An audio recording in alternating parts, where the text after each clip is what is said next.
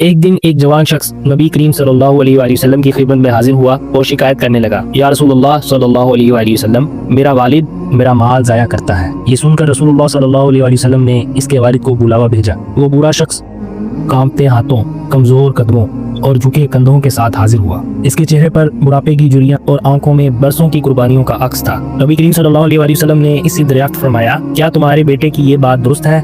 इसने टूटे दिल के साथ चंद अशार पढ़े। मैंने तेरा बचपन देखा, तुझे भूख में अपना पेट खाली रख कर खिलाया, तुझे सर्द रातों में अपने जिस्म से लिपटा कर गर्मी दी, तुझे बीमार पाया तो खुद जागता रहा मगर तेरी नींद पूरी होने दी। मैंने चाहा कि तेरी जिंदगी आसान हो, तेरी खुशी के लिए अपनी जवानी की सख्तियां सह ली, मगर आज जब मैं बुढ़ापे में हूँ तो तू मुझे अपने माल के बोझ के तौर पर देखता है। ये दर्द भरी आवाज और अशार सुनकर रसूलुल्लाह सल्लल्लाहु अलैहि वसल्लम की मुबारक आंखों से आंसू बह निकले।